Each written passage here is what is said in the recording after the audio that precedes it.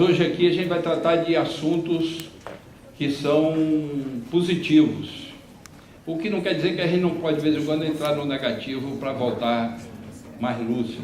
Uma das reflexões que eu fiz longe, quando eu fui trabalhar na Espanha, depois que eu saí em 2010 no Ministério, foi que nós tínhamos alargado o conceito de cultura, nós tínhamos consolidado uma visão do papel de um Estado democrático junto à arte e à cultura, que não é a omissão, que não é a intervenção, que não é o dirigismo, mas é estimular, fomentar, incentivar e criar o melhor ambiente possível para o desenvolvimento das artes e da cultura em geral, e manifestamos isso através de uma série de políticas e programas, mas nós tínhamos nos dedicado menos às artes e à Funarte.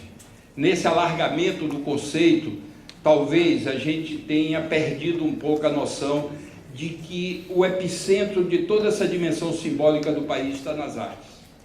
E nós herdamos uma Funarte que não era mais a Funarte de 1980, que era o baluarte de uma política de democratização do Estado junto à cultura e às artes brasileiras.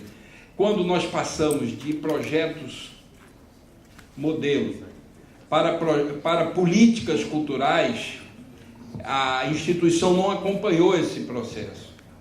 Então nós fomos avançando no sentido de responsabilidades do Estado, no sentido de universalização de benefícios, e deixamos de trabalhar com projetinhos modelos, porque já se colocava a possibilidade do Estado ter uma intervenção que de fato modificasse toda a produção cultural brasileira, no sentido de que nós pudéssemos vivenciar a democratização do país da melhor maneira possível. Aí surgiu pontos de cultura, surgiu uma responsabilidade maior com as culturas dos povos indígenas, com a necessidade de termos uma intervenção clara na área de valores, de combate ao racismo, de valorização de uma série de dimensões da cultura brasileira que ficavam pela estrutura de classe e pelas exclusões sociais, ficavam marginalizadas, mas na verdade tinham um papel importante no conjunto dessa dimensão simbólica do país, mas na verdade nós não fomos o suficientemente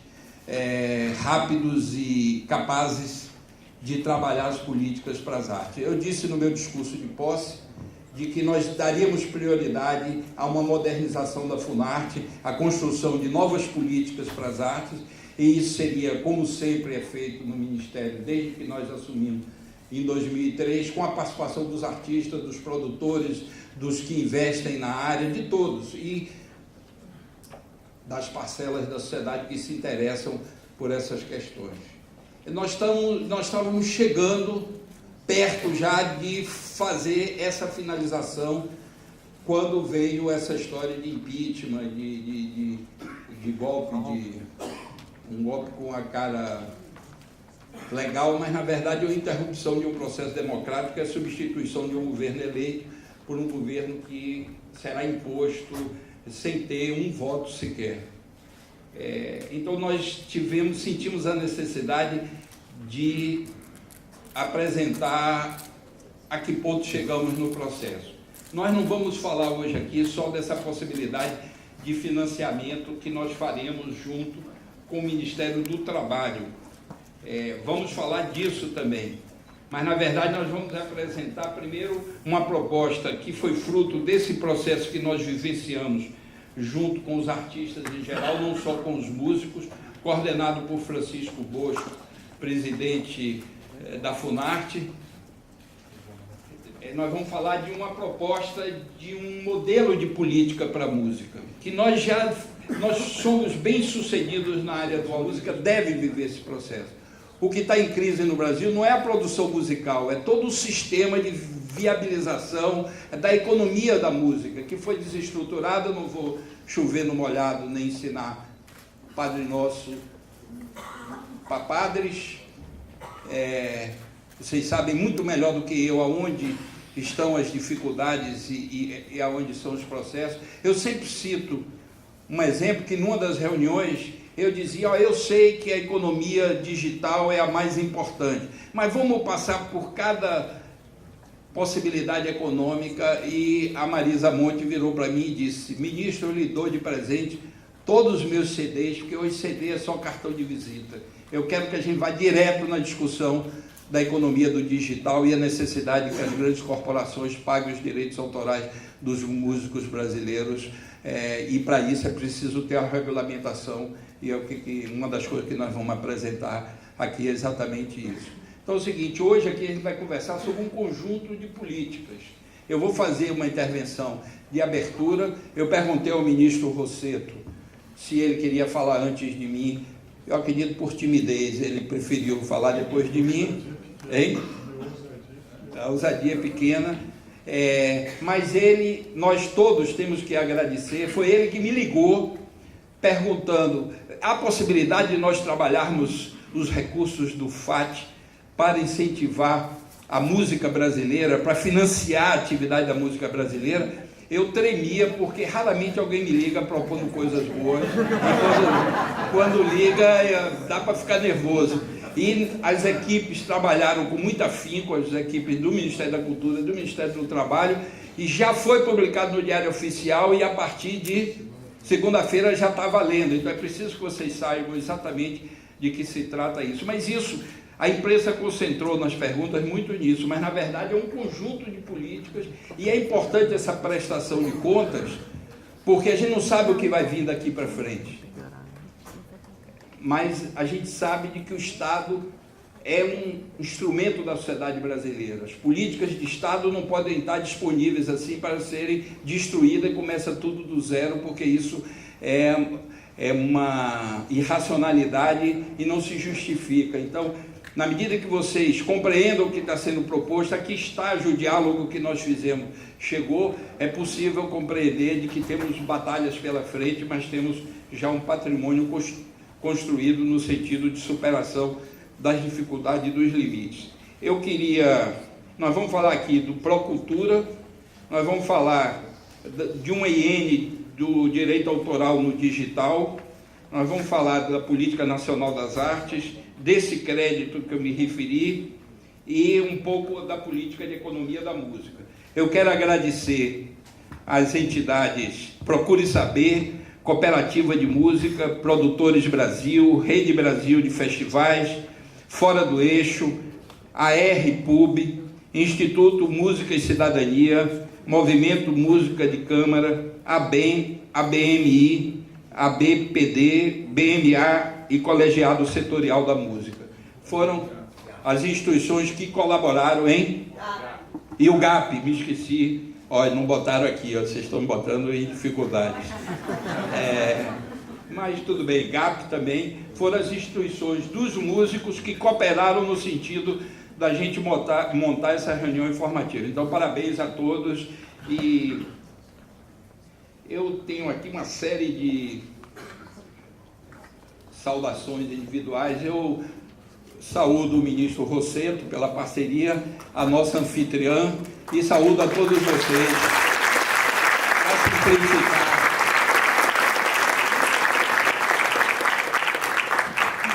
Ultimamente eu tenho falado de política, eu tinha me exilado na cultura, mas as contingências têm me obrigado. Hoje aqui eu vou falar basicamente dessa política de hoje, mas se a conversa enveredar, como enveredou lá com um grupo de músicos agora há 10 minutos atrás, eu topo também, porque eu estou muito engajado no sentido de resistir a um governo ilegítimo e a um golpe de Estado e às políticas.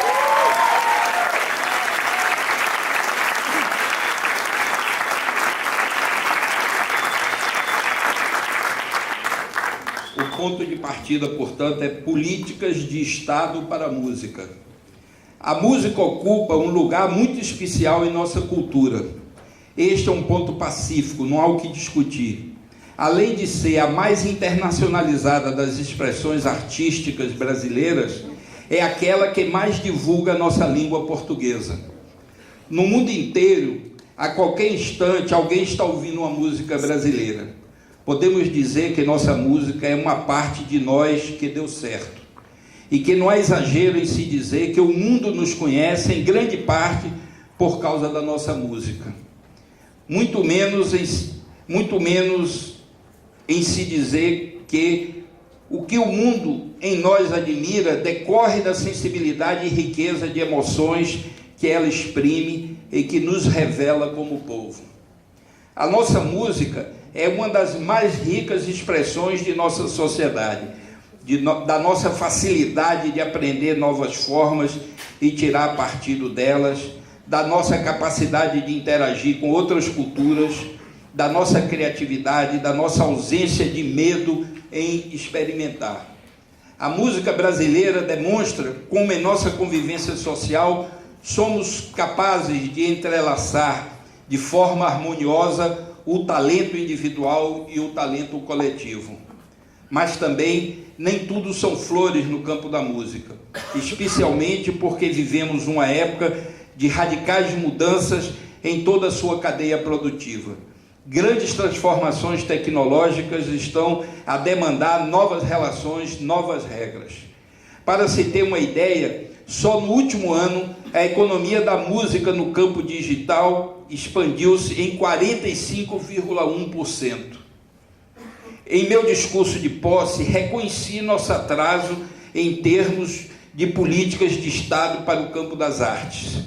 Reconhecemos que, em termos práticos, não evoluímos tanto quanto gostaríamos na administração das enormes riquezas que nossa música é capaz de gerar.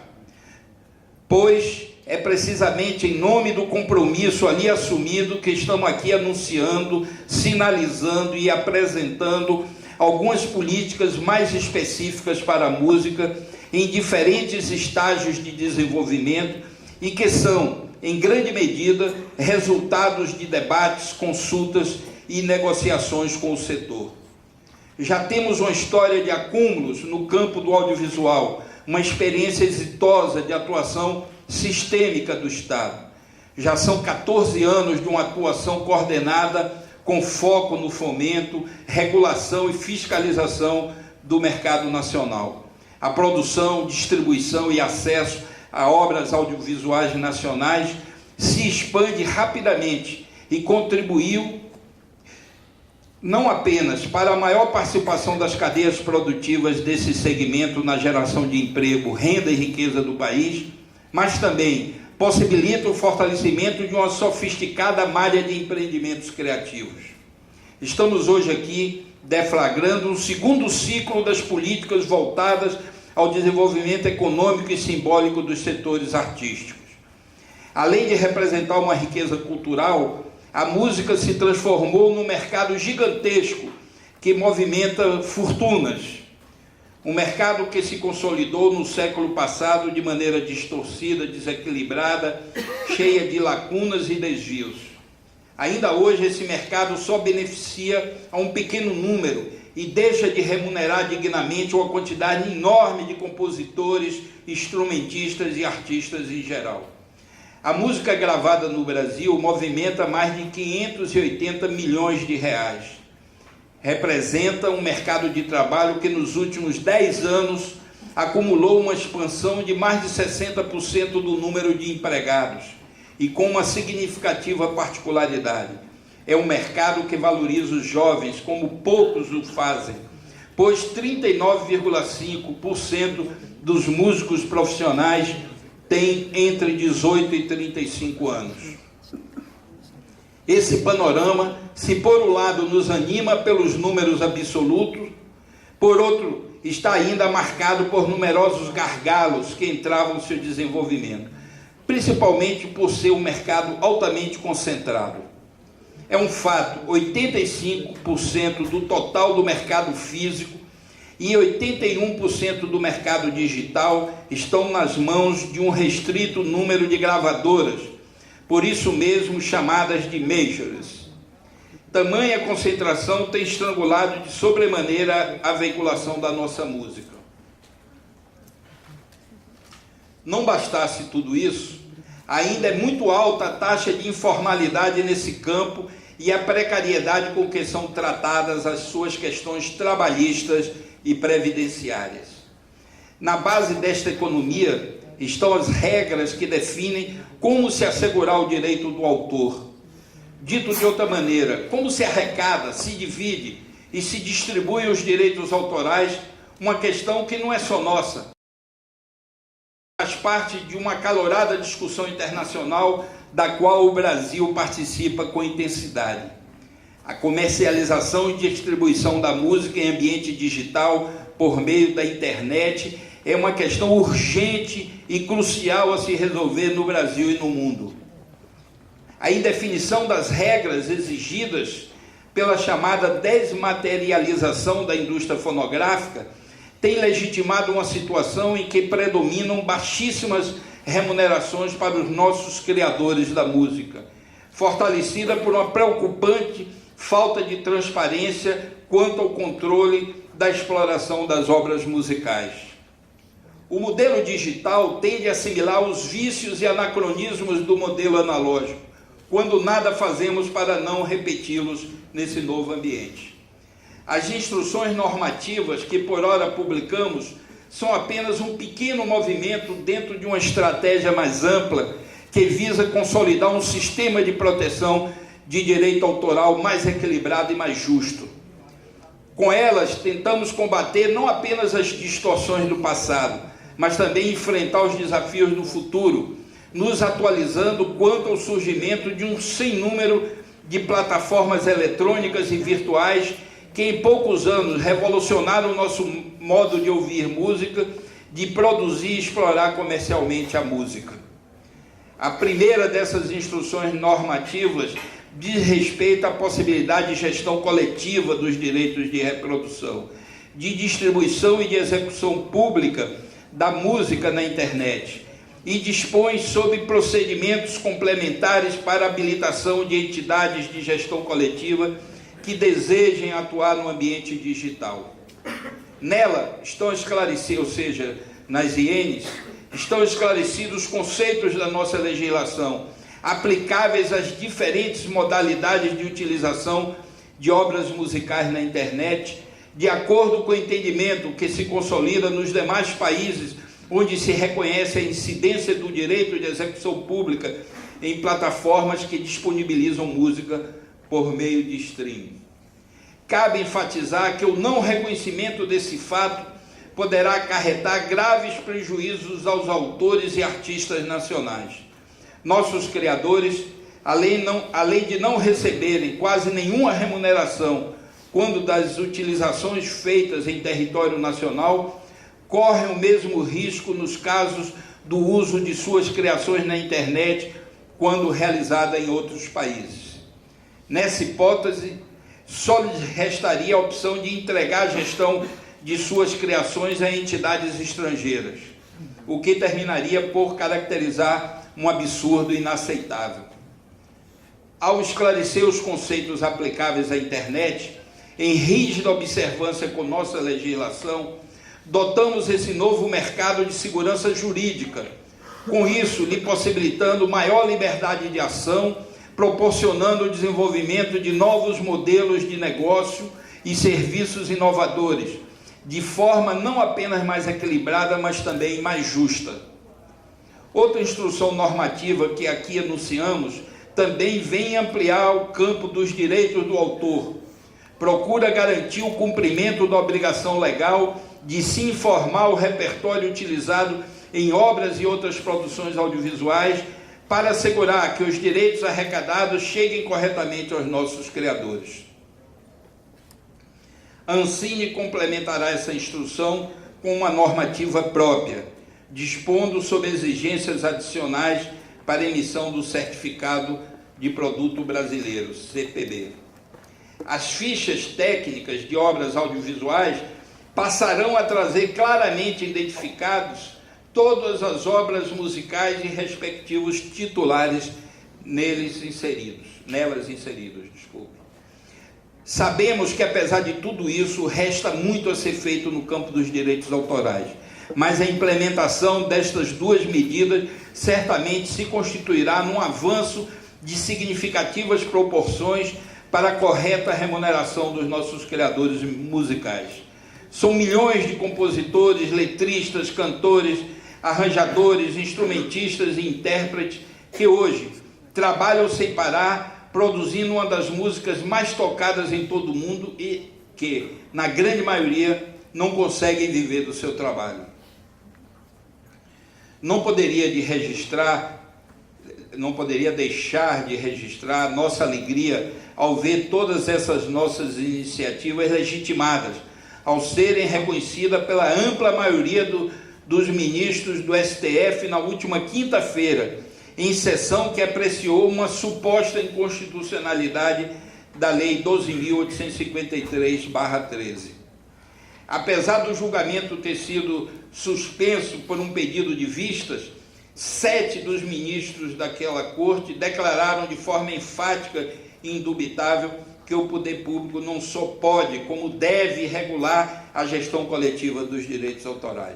Eu queria parabenizar aqui a Marcos Souza e todos que trabalham com direito intelectual no Ministério.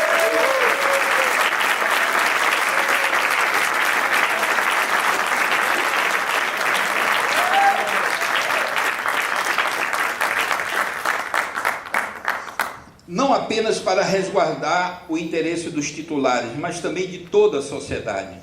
Assim poderemos prosseguir tranquilos e confiantes de que estamos incluindo o Brasil entre os países mais avançados em termos de legislação de direitos autorais em todo o mundo. Mas não ficamos por aí. Avançamos no campo do fomento à produção. Nosso propósito é ampliar, qualificar e diversificar a circulação e difusão nacional e internacional de bens e agentes do setor da música e desenvolver um ecossistema legal e regulatório que gere condições adequadas à economia da música e aos seus agentes. E agora buscamos também aumentar e qualificar o acesso de agentes e empreendimentos do setor musical brasileiro a mecanismos de fomento. Por outro lado, nos empenhamos na promoção do desenvolvimento de competências técnicas e gerenciais aos agentes do campo da música, competências que são necessárias ao fortalecimento e diversificação da sua dimensão econômica. Para tanto, consolidamos um programa que possibilita uma atuação mais sistêmica em torno desses desafios, junto com parceiros institucionais, como o Ministério do Trabalho e Previdência Social, aqui representado pelo ministro Miguel Rosseto, e a quem muito agradeço a presença e o apoio dado. Na verdade, eu quero dizer que a iniciativa foi dele. Quando soube que nós estávamos trabalhando essa diversificação de possibilidade de financiamento e fomento, ligou perguntando se não havia possibilidade de disponibilizar recursos do FAT para os músicos e para os grupos musicais, e rapidamente nossas equipes trabalharam e avançaram muito, que hoje nós vamos apresentar aqui, e que segunda-feira já está valendo. Qualquer grupo musical pode pedir, mesmo o empreendedor individual pode ter acesso a essa linha de financiamento. Junto com o Ministério do Trabalho e Previdência Social, estruturamos uma linha de crédito, o FAT Cultura, a partir do Programa de Geração de Emprego e Renda por ele gerido, linha de crédito voltada a micro e pequenas empresas, cooperativas e associações e a microempreendedores individuais. Essa linha busca apoiar financeiramente a implantação, ampliação, recuperação, modernização de empreendimentos da cadeia produtiva do setor de música, bem como capital de giro associado a essas iniciativas. Estamos investindo em linhas de crédito para cadeias produtivas do setor musical brasileiro, um passo importante para posicionar a música nacional como um ambiente economicamente competitivo, dinâmico, diversificado e equilibrado, a partir da geração de processos mais inclusivos, participativos e democráticos. Deixo que maiores detalhes sobre essa linha de crédito sejam fornecidos por outros integrantes do Ministério da Cultura e pelo representante do Ministério do Trabalho, o próprio ministro aqui presente. Quando o assunto é fomento, não se pode passar ao largo das propostas de revisão da Lei Rouanet, estruturadas no que chamamos Procultura. Bom que tenhamos claro que o que se pretende com Procultura é aperfeiçoar mecanismos já existentes na Rouanet, além de abrir novas formas de fomento. Diria que seu principal avanço pode ser sintetizado na consolidação de um fundo da cultura forte, que tenha no mínimo o mesmo montante disponível para a renúncia fiscal. Isso permitirá a criação de fundos setoriais, incluindo o Fundo Setorial da Música, especializando o fomento ao setor da mesma maneira que ocorreu com o setor audiovisual através do Fundo Setorial do Audiovisual.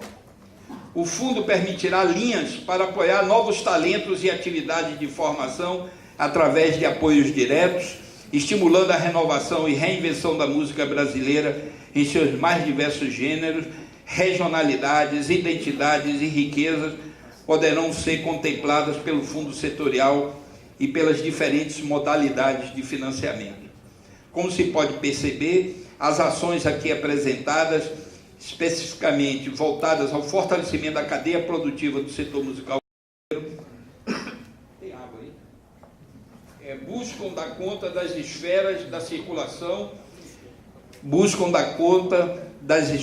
circulação, distribuição e da produção, faltando apenas dar conta da dimensão do consumo. Mas não esquecendo, o aperfeiçoamento dos mecanismos de adesão deve... Opa, obrigado, amigo. Aqui tem um lugarzinho aqui para botar, sem perigo de derramar. O aperfeiçoamento dos mecanismos de adesão deve, ao longo dos próximos anos, fazer do Vale Cultura um dos mais poderosos mecanismos de estímulo direto ao consumo da arte e da cultura nesse país, algo inédito também para outros países. Era de se esperar que, por ser inédito, o Vale Cultura tendesse a levar um tempo para maturar, como aconteceu com seu congênero, o Vale Refeição. Para fechar todo esse conjunto de ações, tenho a honra de anunciar que desenvolvemos estudos voltados à criação de uma estrutura institucional cujo modelo ainda é cedo para decidir, mas que, vinculado ao Ministério da Cultura, seja capaz de articular e apoiar a cadeia produtiva e criativa da música no Brasil e da música brasileira no mundo.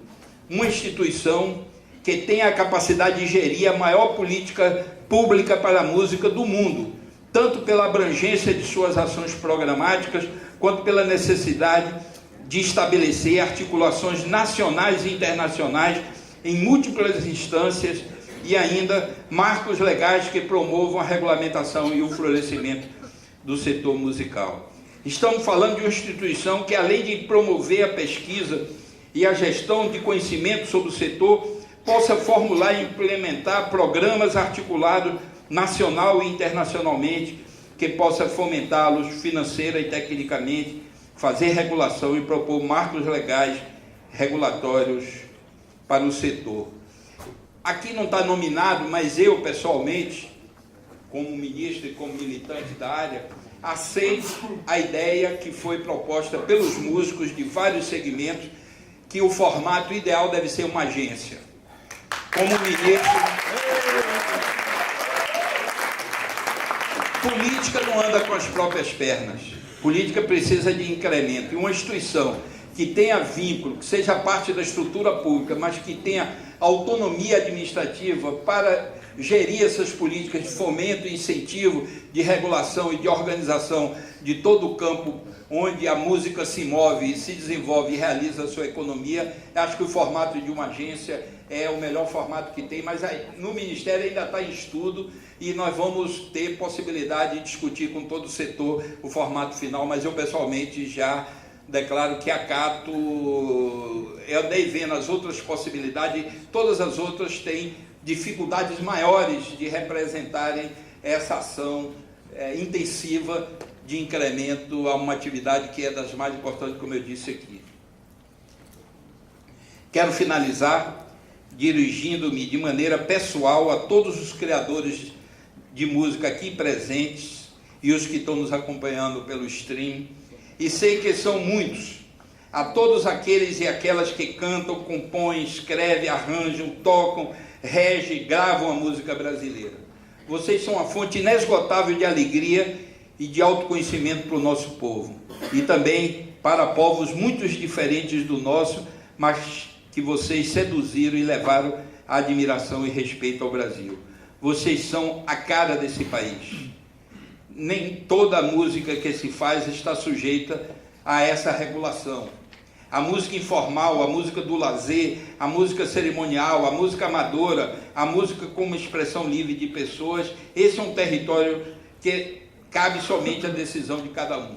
A música, como todas as outras artes, não começam como uma profissão, e sim como uma vocação íntima, um sonho de realização pessoal e coletiva.